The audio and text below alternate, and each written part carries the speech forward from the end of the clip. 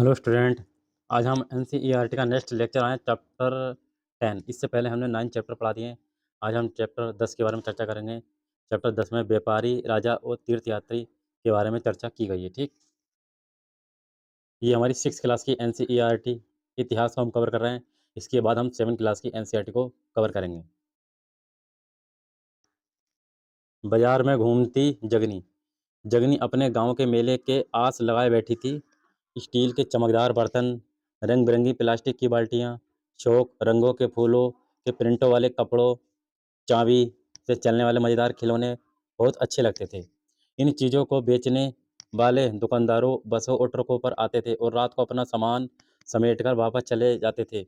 यानी कि जो जो मेले में दुकानें लगती हैं, तो ट्रकों से सामान लेकर आते थे और सामान बेच बाच के लोग यहाँ से वापस जाते थे। तो जो जगनी है, जगनी को हैरानी होती थी कि ये लोग हमेशा इस तरह क्यों घूमते रहते हैं जगह जगह। तो उसकी माँ ने बताया कि वे लोग क्या थे, व्यापारी थे, और वे चीज़ों को उन जगह से खरीदते थे जहाँ ये बनाए जाते थे और फिर उन्हें बेलों में बेचा करते थे। तो इसमें व्यापार और व्यापारियों के बारे में जानकारी दी गई है कि व्यापारी लोग किस तरीके से व्यापार किया करते थे, कौन से बर्तनों का यूज़ किया करते थे व्यापारी लोग। तो अध्याय 8 में हमने पढ़ा था काले पॉलिश वाले बर्तनों के बारे में हमने पढ़ा था अध्याय 8 में। ठीक, ये खूबसूरत बर्तन जो खास तौर से इनकी कटोरियाँ तथा थालियाँ इस उपमहाद्वीप के अनेक स्थलों से हमें मिले हैं। जो अच्छे-अच्छे रंग-बिरंगे जो मिट्टी के बर्तन मिले हैं, वो अलग-अलग स्थलों से मिले हैं। जैसे हड़प्पा है, मोहनजोदड़ो है, बालाथल है, इस तरीके से हमें मिले हैं। अब सवाल ये उठता है कि इन जगहों पर ये बर्तन कैसे पहुँचा? ऐसा अनुमान लगाया जाता था कि ये बनते थे, वहाँ से व्यापारी इन्हें ले जाकर अलग-अलग जगहों पर बेचा करते थे। कि जैसे मान लिया, जैसे अब अपना ये इंडिया, ठीक, सऊदी अरब का कोई बर्तन यहाँ आ जाए, तो हम ये कहेंगे कि ये बर्तन तो वहाँ का सऊदी का, ठीक। तो किस तरीके से हम पहचान कर सकते हैं कि ऐसा क्या हुआ? तो हो सकता है कि कुछ व्यापार का माध्यम रहा हो, यहाँ के बर्तन वहाँ चले गए हों और यहाँ के बर्तन इधर आए हों, तो एक जगह दूसरे का वस्तु का आदान-प्रदान हुआ हो। इस तरीके से बर्तन मिले हैं जैसे। दक्षिण भारत में जो सोना है, मसाले हैं, ख़ास तौर पर काली मिर्च, कीमती पत्थरों के लिए प्रसिद्ध था। जो काली मिर्च था, वो इतना फ़ेमस था कि जो पुर्तगाली आए थे, यहाँ तक काली मिर्च लेकर गए थे और अपने उसमें बेचा था, तो 60 गुना मुनाफ़ा हुआ था। तो काली मिर्च ऐसा समझते हैं कि जैसे सोना, एक हिसाब का सोना हो गया। तो काली मिर्च को वहाँ के लोग क्या बोलते थे? काला सोना भी बोलते थे। क्या बोलते थे? काला सोना। अब आपका काली मिर्च की रोमन साम्राज्य में इतनी माँग थी, काली मिर्च की जो रोमन साम्राज्य था, उसमें इतनी माँग थी कि इस काली मिर्च को हम काले सोने के नाम से बुलाते थे। व्यापारी इन सामानों को समुद्री जहाज़ों और सड़कों के रास्ते रोम पहुँचते थे। दक्षिण भारत में ऐसे अनेक रोमन सोने के सिक्के मिले हैं, इससे ये अंदाज़ा लगाया जाता था कि उन दिनों रोमन से बहुत अच्छा व्यापार हुआ करता था, बहुत अच्छा व्यापार चलता था। यानी कि यहाँ से काली मिर्च जाती थी, जो रोम में बहुत माँग थी उस चीज़ की, काली मिर्च की, और काफ़ी मुनाफ़ा होता था।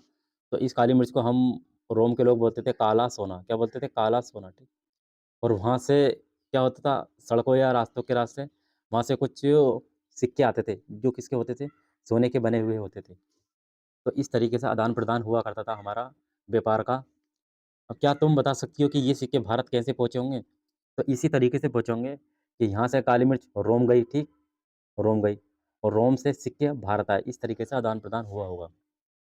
नेक्स्ट देख लेते हैं। व्यापार से जुड़ी एक कविता। एक कविता के बारे में हम चर्चा करते हैं। कविता क्या कहती है? व्यापार के प्रमाण हमें संगम साहित्य में भी मिलते हैं। नीचे लिखी कविता में पूर्वी समुद्र तट पर स्थित कुहार पत्तन पर लाए जाने वाले माल का वर्णन हमें मिलता है। इसके बारे में एक कविता लिखी गई है, जो माल बंदरगाह पर आया करता था। तो क्या लिखा गया है? व्यापार से जुड़ी एक कविता है। समुद्री जहाज़ों पर लाए गए तेज तर्रार घोड़े, गाड़ियों पर काली मिर्च की गठरियाँ, हिमालय से मिले रत्न और सोना, दक्षिण की पहाड़ियों से चंदन की लकड़ियाँ, दक्षिणी सागर के मोती और पूर्वी सागर के मूंगे, गंगा और कावेरी की फसलें, श्रीलंका से आए खाद्यान्न यानी खाद्य फसलें, म्यांमार के बने मिट्टी के बर्तन और दुर्लभ कीमती आयात हुआ करता था। कविता में उल्लिखित चीज़ों की एक सूची बनाओ। इनमें एक सूची बनाओ कि कौन-कौन से बर्तन आते थे और तुम बताओ कि इन चीज़ों का उपयोग किस लिए होता होगा। तो जैसे गंगा और कावेरी की फसलें, तो किस चीज़ का हम उपयोग करते थे? यानी खाने के लिए इसका उपयोग करते होंगे, ठीक। जैसे लकड़ी का उपयोग किस लिए करते थे? सोने का उपयोग किस लिए करते थे? इसके बारे में एक सूची बनाकर हमें बतानी है। अब अगला इसमें चैप्टर है व्यापारियों ने कई समुद्री रास्ते खोज निकाले। इनमें से कुछ समुद्र के किनारे चलते थे, कुछ अरब सागर और बंगाल की खाड़ी पर पार करते थे। जैसे ये आपका अरब सागर है, ठीक? और ये आपका बंगाल की खाड़ी है। इसी तरीके से यहाँ पर कुछ समुद्री रास्ते थे, जो व्यापार हुआ करता था। नाविक यानी कि नाव मानसूनी हवाओं का फ़ायदा उठाकर अपनी यात्रा जल्दी पूरी कर लेते थे। वे अफ्रीका या अरब के पूर्वी तट से इस उपमहाद्वीप के पश्चिमी तट पर पहुँचना चाहते थे, तो दक्षिण-पश्चिम मानसून के साथ-साथ चलना पसंद करते थे। इन लंबी यात्राओं के लिए मजबूत जहाज़ों का निर्माण किया जाता था। जैसे मैं आपको बता दूँ, दक्षिण-पश्चिम मानसून आता है, ये आपकी कौन-सी भूमध्य रेखा हो गई। तो यहाँ से जो है दक्षिण-पश्चिम आपका मानसून चलता है, इसी मानसून के साथ जहाज़ों का आगमन भी होता है ताकि पहुँचने में आसानी हो सके। अब कुछ समुद्र तट से हमें लगे राज्य हमें बताने हैं। इस उपमहाद्वीप के दक्षिणी भाग में बड़ा तटीय प्रदेश है। इनमें बहुत से पठार, पहाड़ और नदी के मैदान हैं। नदियों के मैदानी इलाकों में कावेरी का मैदान सबसे उपजाऊ है।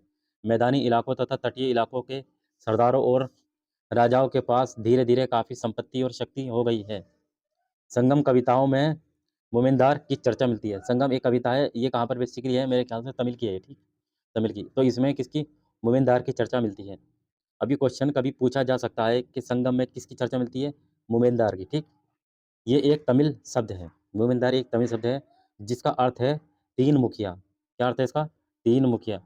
इसका प्रयोग 3 शासकों परिवारों के लिए किया गया है, मुखियों के लिए किया गया है। और मुंदेर, ये 3 शासक कौन थे? चोल, चेर और पांड्य। 3 शासकों के लिए ये तमिल शब्द है कौन? मोवेनदार। क्या है? मोवेनदार। ये 3 शासक के लिए इनका प्रयोग किया गया है, चोर, चेल, पांड्य। मानचित्र 7 पृष्ठ 113 पर हम देखेंगे आगे, ठीक? करीब 2300 साल पहले दक्षिण भारत में काफ़ी शक्तिशाली माने जाते थे। ये जो आप है चेर, चोल, पांड्य, ये 2300 साल पहले दक्षिण भारत में काफ़ी महत्वपूर्ण शासक माने जाते थे। इन तीनों मुखियाओं के अपने 2-2 सत्ता केंद्र थे। इनमें से एक तटीय हिस्से में, दूसरा अंदरूनी हिस्से में था। इस तरह 6 केंद्रों में से 2 बहुत महत्वपूर्ण थे। एक चोलों का पत्तन पुहार या कावेरीपट्टिनम। तो एक चोल थे, इनका जो पत्तन यानी कि बंदरगाह था वो था पुहार या कावेरीपट्टनम। दूसरा था पांड्य। पांड्य की राजधानी थी मदुरै। पांड्य की राजधानी क्या हो गई? मदुरै।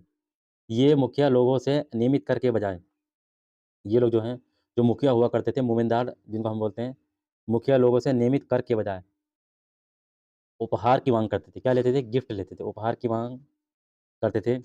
यानी कि इनसे टैक्स ना लेकर के गिफ्ट वगैरह लिया करते थे। कभी-कभी ये सैनिक हथियारों अभियानों पर भी निकल पड़ते थे और आस-पास के इलाकों से शुल्क वसूल कर लाते थे ये लोग। इनमें से कुछ धन वे अपने पास रख लेते थे, बाकी अपने समर्थकों, नाते रिश्तेदारों, सिपाहियों तथा बाकी के कवियों के बीच बाँट देते थे। तो जो शुल्क वसूल करते थे, वो अपने रिश्तेदारों में बाँट दिया करते थे।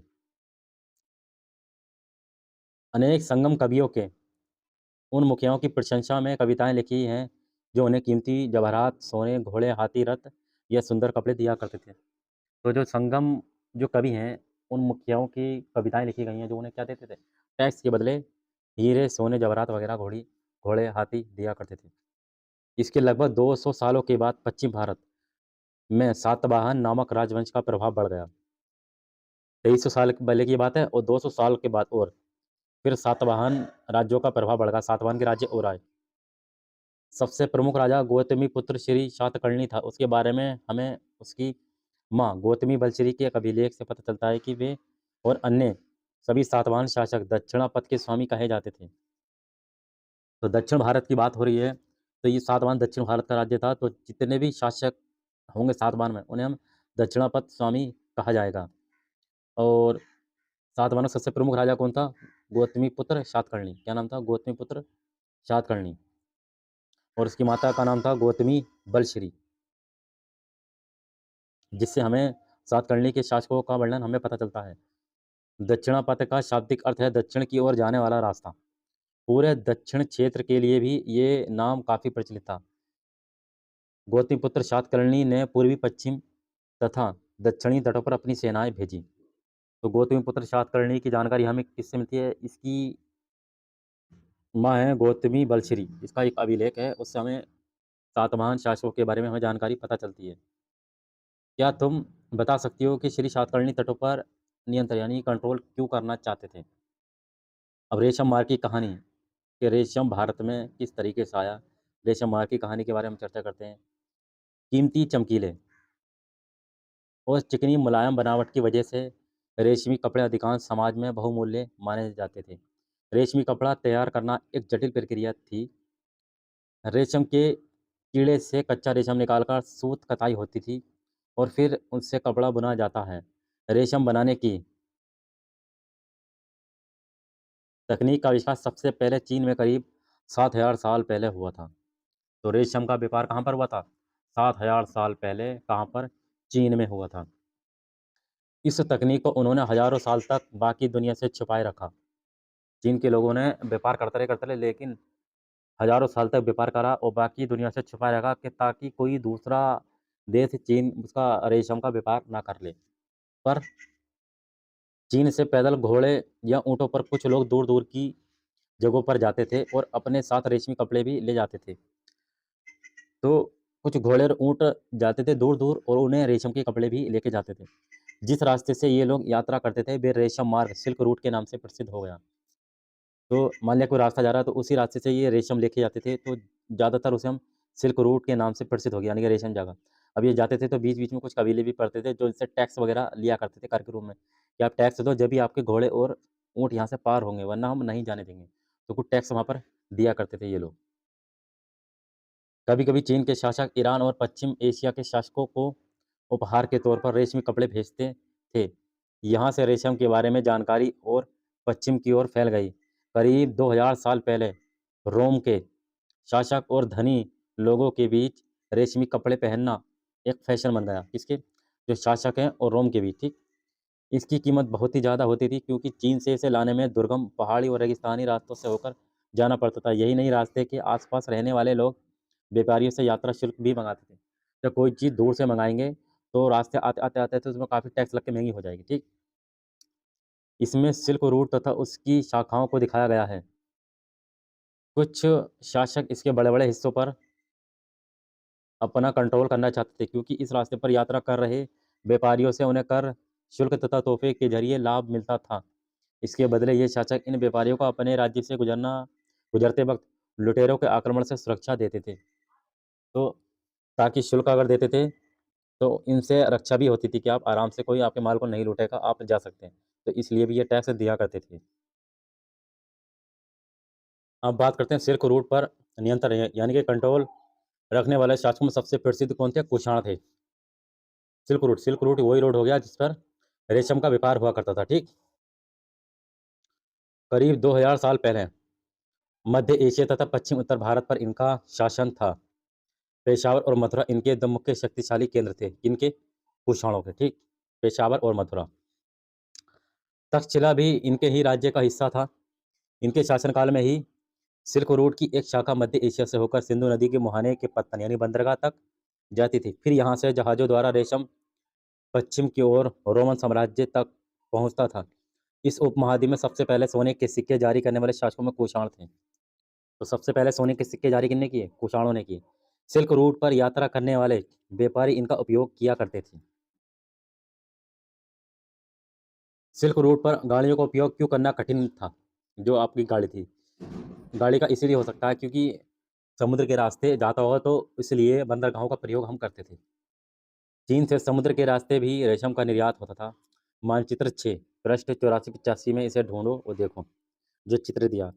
समुद्र के रास्ते रेशम भेजने में क्या सुविधाएँ और क्या समस्याएँ आती होंगी? बौद्ध धर्म का प्रचार-प्रसार। कुषाणों का सबसे प्रसिद्ध राजा कौन था? कनिष्क था। उसने करीब 1900 साल पहले शासन किया था। उसने एक बौद्ध परिषद का गठन किया जिसमें एकत्र होकर विद्वान महत्वपूर्ण विषयों पर चर्चा विचार-विमर्श करते थे। बुद्ध की जीवनी है बुद्धचरित। बुद्धचरित के रचनाकार कवि अश्वघोष कनिष्क के दरबार में रहते थे। बुद्ध की जीवनी है बुद्धचरित। इसमें बुद्ध के नियम और सिद्धांत के बारे में बताया गया और इसके रचनाकार हैं अश्वघोष। ये अश्वघोष जो है कनिष्क के दरबार में रहा करते थे। अश्वघोष तथा अन्य बौद्ध विद्वानों ने अब संस्कृत में लिखना शुरू कर दिया था। इस समय बौद्ध धर्म की एक नई धारा महायान का विकास हुआ। इसका महायान का विकास हुआ। इसकी दो मुख्य विशेषताएं थी। पहले, मूर्तियों में बुद्ध की उपस्थिति सिर्फ कुछ संकेतों के माध्यम से दर्शाई जाती थी। मिसाल के तौर पर उनका निर्वाण प्राप्ति को पीपल के पेड़ की मूर्ति द्वारा दर्शाया जाता था। जैसे गौतम बुद्ध को निर्वाण यानी ज्ञान प्राप्त जो पीपल के पेड़ के नीचे हुआ था, तो उसको मूर्ति के रूप में दर्शाया दिया। अब बुद्ध की प्रतिमाएं जो थी बनाई जाने लगी। इनमें से अधिकांश मथुरा में, तो कुछ तक्षशिला में बनाई जाने लगी। कुछ मूर्तियां ऐसे मथुरा में मिली हैं, कुछ मूर्तियां कहाँ पर मिली हैं? तक्षशिला में इसकी मूर्तियां हमें मिली हैं। जैसे हम ये देख लेते हैं, सांची के स्तूप की एक मूर्ति का चित्र है ये। अभी आपको मैं चित्र दिखाता हूँ। यहाँ से एक वृक्ष और उसके नीचे नीचे के खाली आसन को देखो। मूर्तिकार ने ये बताने के लिए खुदाई करके ये मूर्ति बनाई गई है कि बुद्ध को ज्ञान की प्राप्ति इसी वृक्ष के नीचे कर ध्यान करते हुए प्राप्त हुई थी। इस तरीके से ये मूर्ति बनाई गई है।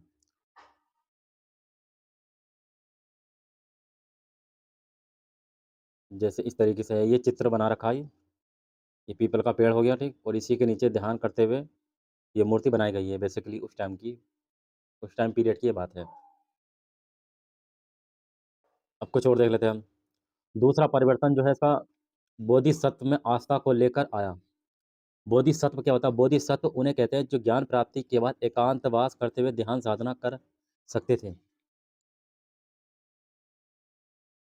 तो बोधिसत्व का मतलब यही हो गया, जब आपको ज्ञान प्राप्त हो गया, ठीक, ज्ञान प्राप्त होने के बाद फिर क्या, एकांत में बैठकर आप क्या ध्यान लगाओ गौतम बुद्ध के बारे में, ठीक, उसको बोलते हैं बोधिसत्व। लेकिन ऐसा करने के बजाय वे लोगों को शिक्षा देने और मदद करने के लिए सांसारिक परिवेश में ही रहना ठीक समझने लगे। धीरे धीरे बोधिसत्व की पूजा काफ़ी लोकप्रिय हो गई। बोधिसत्व का मतलब होता है ज्ञान प्राप्ति के बाद एकांत में बैठे रहना। और पूरे मध्य एशिया, चीन और बाद में कोरिया तथा जापान तक भी फैल गई ये बोधिसत्व। बौद्ध धर्म का प्रचार प्रसार पश्चिमी और दक्षिणी भारत में हुआ, जहाँ बौद्ध भिक्षुओं के रहने के लिए पहाड़ों में दर्जनों गुफाएं खोदी गईं। जब बौद्ध धर्म का प्रचार होने लगा तो पहाड़ों को काट कर गुफाएं बनाई गईं, जिसमें गौतम बुद्ध बैठकर अपना ध्यान किया करते थे।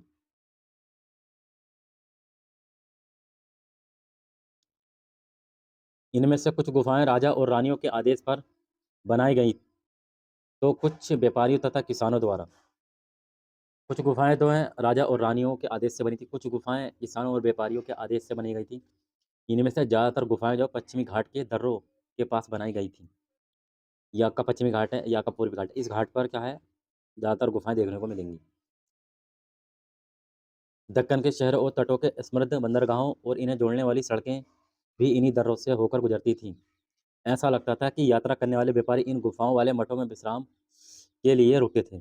जब लोग जाया करते थे तो बीच बीच में मठ पड़ते थे गौतम बुद्ध के, तो वहाँ पर आराम करने के लिए ये लोग रुका करते थे। बौद्ध धर्म दक्षिण पूर्व की ओर श्रीलंका, म्यांमार, थाईलैंड तथा इंडोनेशिया सहित दक्षिण पूर्व एशिया के अन्य भागों में भी फैल गया। ये गौतम बुद्ध की प्रतिमा है ये। थोड़ा इसके बारे में और चर्चा देख लेते हैं।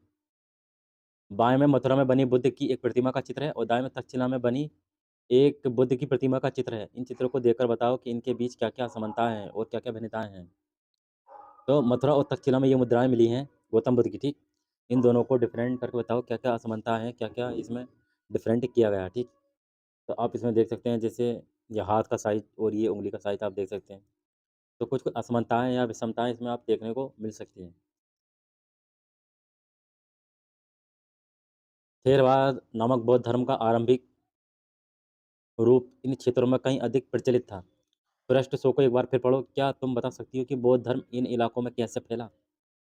तीर्थयात्रियों की जिज्ञासा क्या रही है इस चीज़ को लेकर? ये कार्ले की गुफा है महाराष्ट्र में।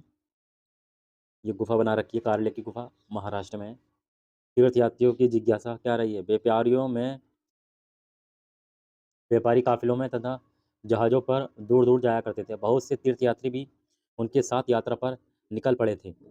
तीर्थयात्री तीर्थयात्री वे स्त्री पुरुष होते हैं जो प्रार्थना के लिए पवित्र स्थानों की यात्रा करते हैं। तो तीर्थयात्री किसे कहते हैं? जो पवित्र स्थानों पर जाते हैं।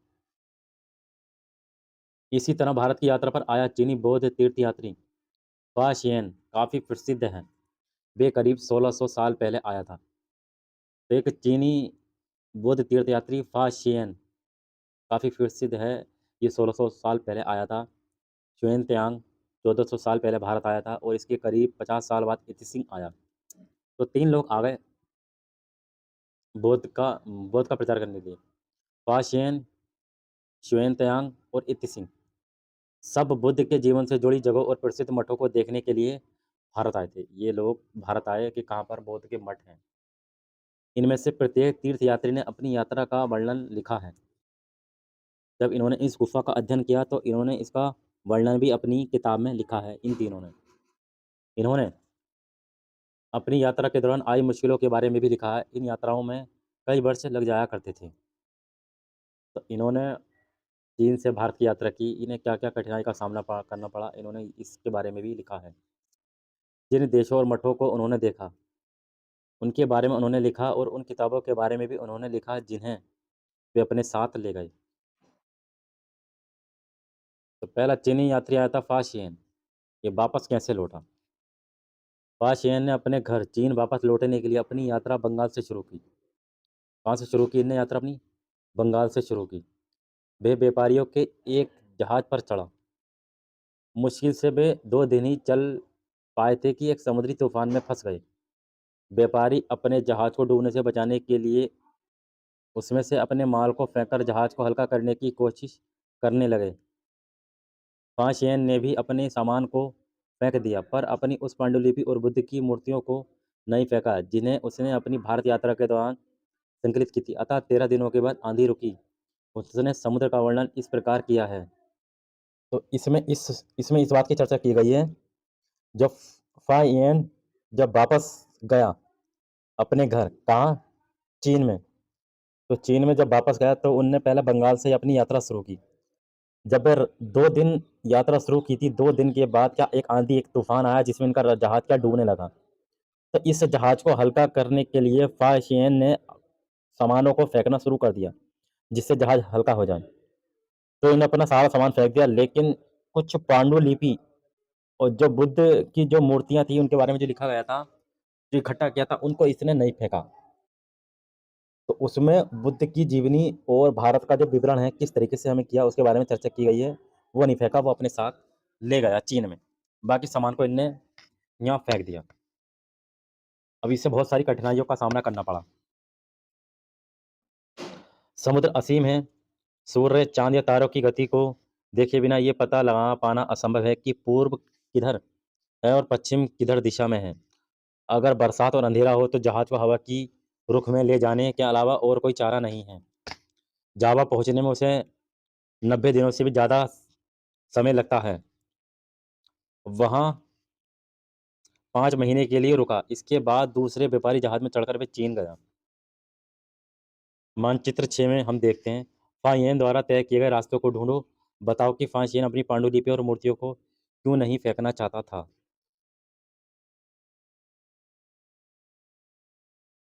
इसलिए नहीं फेंकना चाहता होगा ताकि आने वाली पीढ़ी उस बुद्ध की जीवनी को पढ़ सके। अब आते हैं ह्वेन त्सांग। भूमार्ग से उत्तर पश्चिम और मध्य एशिया से होकर चीन वापस लौटा।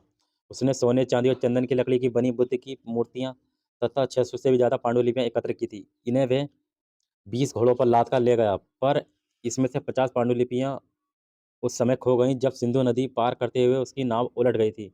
अपने जीवन का बाकी हिस्सा उसने बची हुई पांडुलिपियों को संस्कृत से चीनी अनुवाद करने में लगा दिया। तो ह्वेन त्सांग की बात तो आप जहाज़ों के बारे में देख सकते हैं। कुछ माल इन्होंने फेंक दिया, कुछ पांडुलिपियाँ जो बची वो चीनी ले गया था। लेकिन ह्वेन त्सांग जो थे, इसने 600 से ज़्यादा पांडुलिपियाँ और मूर्तियाँ इकट्ठी की थी। लेकिन घोड़े से लदा हुआ जब वो सिंधु नदी को पार कर रहे थे तो 50 से ज़्यादा पांडुलिपियाँ उसमें खो गई थी, ठीक? और उसकी नाव क्या हो गई थी, उल्टी हो गई थी, पलट गई थी। तो बाकी जो बची पांडुलिपियाँ उसको संस्कृत में अनुवाद कराकर मतलब संस्कृत का अनुवाद चीनी अनुवाद में कराकर और अपने वहाँ पर ले गया, ठीक? नालंदा शिक्षा का एक विशिष्ट केंद्र है। अब नालंदा विश्वविद्यालय के बारे में हम पढ़ते हैं। ह्वेन त्सांग तथा अन्य तीर्थयात्रियों ने उस समय के सबसे प्रसिद्ध बौद्ध विद्या केंद्र नालंदा, जो बिहार में स्थित है, इसका अध्ययन किया। किसने? ह्वेन त्सांग ने। उसने नालंदा के बारे में इस प्रकार लिखा है कि यहाँ के शिक्षक योग्यता तथा बुद्धि में सबसे आगे हैं। बुद्ध के उपदेशों का वे पूरी ईमानदारी से पालन करते हैं। मठ के नियम काफ़ी सख्त हैं जिन्हें सबको मानना पड़ता है। पूरे दिन वाद विवाद चलते ही रहते हैं जिससे युवा और वृद्ध दोनों ही एक दूसरे की मदद करते हैं। विभिन्न शहरों में विद्वान लोग अपनी शंकाएँ दूर-दूर करने यहाँ आते हैं। तो नालंदा बिहार एक ऐसा प्रसिद्ध केंद्र है जहाँ पर अपने विचारों को रख सकते हैं, और किसी को कोई समस्या है तो अपनी समस्या को सुलझाने के लिए दूर-दूर से लोग यहाँ आया करते थे। एक ऐसा समझ लीजिए जैसे कोर्ट हो गया, ठीक है नहीं? समस्या सुलझाने के लिए। नए आगंतुकों से पहले द्वारपाल की कनिष्ठ कठिन प्रश्न पूछते हैं। उन्हें अंदर जाने की अनुमति तभी मिलती थी जब वे द्वारपाल को सही उत्तर दे पाते थे। कहने का मतलब ये है कि आप नालंदा विश्वविद्यालय में जब भी जा पाएँगे कि वहाँ एक द्वारपाल खड़ा होता था। द्वारपाल प्रश्न पूछता था, यदि आपको उत्तर दे दिए सही तभी आपको एंट्री मिल सकती थी। 10 में से 7-8 सही उत्तर नहीं दे पाते थे। 10 क्वेश्चन अगर पूछ लिए तो उसमें 7-8 उत्तर नहीं दे पाते थे। च्वेन त्सांग नालंदा में क्यों पढ़ना चाहता था, इसका कारण बताओ? तो यही बात होगी कि नालंदा विश्व भर में प्रसिद्ध था, और यहाँ पर अपना विचार और समस्या सुलझाने के लिए आते थे। तो इसलिए सोचता था कि मैं भी यहाँ पर पढ़कर एक विद्वान बन सकता हूँ। अब देखते हैं भक्ति की शुरुआत कैसे हुई थी। इन दिनों देवी-देवताओं की पूजा का चलन भी शुरू हो गया था। बाद में हिंदू धर्म की एक प्रमुख पहचान बन गई थी। इनमें शिव, विष्णु और दुर्गा जैसे देवी-देवता शामिल थे। कौन? शिव, विष्णु और दुर्गा जैसे देवी-देवता इसमें शामिल थे। इन देवी-देवताओं की पूजा भक्ति परंपरा के माध्यम से की जाती थी। किसके माध्यम से? भक्ति परंपरा के माध्यम से इनकी पूजा की जाती थी। भक्ति उस समय काफ़ी लोकप्रिय परंपरा बन गई। किसी देवी या देवता के प्रति श्रद्धा को ही भक्ति कहा जाता है। भक्ति किसे कहते हैं? किसी कोई देवी-देवता जैसे शिव, विष्णु, दुर्गा, इसके आप भक्ति में लीन हो गए, तो उसको हम कहते हैं भक्ति कहते हैं। भक्ति का पथ सबके लिए खुला था, चाहे वे धनी हो या गरीब हो, ऊँची जाति का हो या नीची जाति का हो, स्त्री हो या पुरुष हो। भक्ति का यदि आपको करना है तो उसके लिए सभी के द्वार खुले थे। अमीर, गरीब और स्त्री हो या पुरुष हो, सबके लिए खुला हुआ था द्वार भक्ति के लिए। बराह में विष्णु बराह के रूप में विष्णु एरण मध्य प्रदेश की एक शानदार मूर्ति विष्णु के बराह के रूप की है। पुराणों अध्याय 12 में हम देखेंगे अनुसार जल में डूबी हुई पृथ्वी को बचाने के लिए विष्णु ने बराह रूप धारण किया था। ये पृथ्वी को एक स्त्री के रूप में दर्शाया गया है। ये मूर्ति है, ठीक। अब हम देख लेते हैं कुछ भक्ति की चर्चा। भक्ति की चर्चा हिंदुओं के पवित्र ग्रंथ है भगवद गीता। इस भगवद गीता में की गई है। भगवद गीता महाभारत का एक हिस्सा है। अध्याय 12 में हम और डिटेल से हम पढ़ेंगे। इसमें भगवान कृष्ण अपने भक्त और मित्र अर्जुन को सभी धर्मों को छोड़कर उनकी शरण में आने का उपदेश देते हैं, क्योंकि केवल कृष्ण ही अर्जुन को सारी बुराइयों से मुक्ति दिला सकते हैं। पूजा का यह रूप धीरे धीरे विभिन्न देशों भागों में फैलने लगा, ठीक। भक्ति अपनाने वाले लोग आडंबर के साथ पूजा पाठ भी करने लगे। ईश्वर के प्रति लगन और व्यक्तिगत पूजा पर जोर देते थे। भक्ति मार्ग अपनाने वालों का यह मानना था कि अगर अपने आराध्य देवी या देवता की सच्चे मन से पूजा की जाए तो वे इसी रूप में दर्शन देंगे जिसमें भक्त उसे देखना चाहते हैं। यदि आपने मन लगाकर किसी देवी देवता की पूजा की सच्चे मन से, जिस रूप में आपने देखा था उस रूप में वही प्रकट होंगे, ये मानना था। इसी आराध्य देवी या देवता मानव के रूप में हो सकते हैं या फिर सिंह, पेड़ या अन्य किसी भी रूप में। जैसे जैसे इस विचार को समाज द्वारा स्वीकृति मिलती गई, कलाकार देवी देवताओं की एक से बढ़कर एक खूबसूरत मूर्तियां तैयार होने लगी। भक्ति की बात करें, भक्ति भज शब्द से बना, जिसका अर्थ है विभाजित करना या हिस्सेदारी होना। भक्ति का अर्थ क्या होता है? विभाजित करना या हिस्सेदारी होना। इसका अर्थ यह है कि भक्ति भगवान और भक्त के बीच परस्पर एक अंतरंग संबंध है। भक्ति भगवत या भगवान के प्रति झुकाव है। भगवत का एक अर्थ ये भी है कि वे अपने ऐश्वर्य तथा सुख को भक्तों के साथ बांटता है, यानी भक्त या भागवत अपने देवी देवता के भाग का हिस्सेदार होता है। भक्त द्वारा लिखी गई एक कविता। अधिकांश भक्ति साहित्य में हमें यही बताते हैं कि धन, ऐश्वर्य, ऊंचे पद के जरिए कभी ईश्वर से आत्मीय नहीं बन सकती। करीब 1400 साल पहले शिव भक्त अप्पार द्वारा तमिल में लिखी गई कविता का ये एक अंश है। अपार एक बेलाल था। अपार एक क्या था? बेलाल था। नष्ट होते अंगों वाला कुष्ठ रोगी, ब्राह्मणों की नज़र में निचली जाति का व्यक्ति, कूड़ा करकट बटोर कर अपनी जीविका चलाने वाला इंसान। एक गरीब इंसान की बात हो रही है जो बहुत ही गरीब है, जो अपना कूड़ा-करकट बीन का अपना पेट चलाता है। अगर ये लोग भी गंगा को अपनी जटाओं में छिपा लेने वाले शिव के दास बन जाएँ, तो मैं उनकी आराधना करूँगा, क्योंकि वे मेरे ईश्वर समान हैं। कभी सामाजिक प्रतिष्ठा और भक्ति में किसको ज़्यादा महत्व देते हैं? देवी-देवताओं का सम्मान विशेष सम्मान होता था, इसीलिए विशेष जगहों पर ही इनकी मूर्तियों को रखा जाता था। इन स्थानों को ही मंदिर कहते हैं। अध्याय 12 में तुम इन मंदिरों के बारे में पढ़ोगी। भक्ति परंपरा में चित्रकला, शिल्पकला और स्थापत्य कला के माध्यम से अभिव्यक्ति की प्रेरणा दी जाती है। भक्ति के बारे में कुछ चित्रकला हैं, शिल्पकला हैं, स्थापत्य कला हैं। इसके बारे में हमें भक्ति भक्ति कला के बारे में पता चलता है। अब हिंदू, हिंदू शब्द इंडिया शब्द की तरह ही सिंधु या इंडस से निकला है। ये शब्द अरबों तथा ईरानियों द्वारा उन लोगों के लिए उपयोग किया जाता था जो सिंधु नदी के पूर्व में रहते थे। यही शब्द उनके धार्मिक विश्वास तथा सांस्कृतिक परंपराओं के लिए प्रयोग होता था। अब कुछ अन्यत्र की बात कर लेते हैं। करीब 2000 साल पहले पश्चिम एशिया में ईसाई धर्म का उदय हुआ। कितने? 2000 साल पहले। ईसा मसीह का जन्म जो बेथलेहम में हुआ था, उस समय रोमन साम्राज्य का हिस्सा था। कौन? बेथलेहम। ईसा मसीह ने स्वयं को इस संसार का उद्धारक बताया। उन्होंने दूसरों को प्यार देने और उसी तरह दूसरों पर विश्वास करने का आदेश दिया। जिस तरह हर व्यक्ति दूसरे से प्यार और विश्वास की उम्मीद करता है, उसी तरीके से हमें भी करना चाहिए। ठीक? बाइबल में ईसा मसीह के उपदेशों की बातें लिखी गई हैं। बाइबल, यहाँ इसका एक अंश दिया गया है। धन्य हैं वे लोग जो धर्म और न्याय के लिए भूखे प्यासे रहते हैं, उनकी कामनाएं करते हैं। यानी कि बताया गया है कि वो लोग धन्य हैं जो धर्म के लिए इतना लीन रहते हैं और उनकी कामनाएं करते हैं। जो दयालु हैं वे धन्य हैं, क्योंकि उन्हें दया मिलेगी। धन्य हैं वे लोग जो दिल से क्या हैं? पवित्र हैं, और दिल से क्या हैं? दयालु हैं, जो ईश्वर की प्रतिज्ञा करते हैं, क्योंकि वे ईश्वर के दर्शन कर सकेंगे। धन्य हैं वे जो शांति स्थापित करते हैं, वही ईश्वर के संतान कहलाएंगे। यानी कि ये सब बातें हैं, तो वो क्या है? एक ऐसा है कि वो ईश्वर से मिल सकेंगे, यानी ईश्वर के दर्शन कर सकेंगे। इन्होंने ये बताया गया। ईसा मसीह के उपदेश साधारण लोगों को बहुत पसंद आए और धीरे-धीरे ये पश्चिम एशिया, अफ्रीका तथा यूरोप में फैल गए। ईसा मसीह की मृत्यु 100 सालों के अंदर ही भारतीय उपमहाद्वीप के पश्चिमी तट पर पहले ईसाई धर्म प्रचारक पश्चिम एशिया से आए थे। तो 100 साल पहले इस भारतीय उपमहाद्वीप में इनकी मृत्यु हो गई थी। मानचित्र थे पृष्ठ 1485 में। देखो और पता लगाओ कि किस रास्ते में ईसाई धर्म प्रचारक भारत आए होंगे। मानचित्र 6 में। केरल के ईसाइयों को सीरियाई ईसाई कहा जाता है, क्योंकि संभवतः ये पश्चिम एशिया से आए थे। वे विश्व के सबसे पुराने ईसाइयों में से हैं। ये आपका चैप्टर 10 समाप्त हो जाता है। अब इसके बाद हम नेक्स्ट लेक्चर पढ़ेंगे चैप्टर 11। ठीक? एक आध दो चैप्टर और बचे हैं, फिर ये 6 क्लास की एनसीईआरटी समाप्त हो जाएगी। फिर 7 क्लास की एनसीईआरटी हम शुरू करेंगे। ठीक?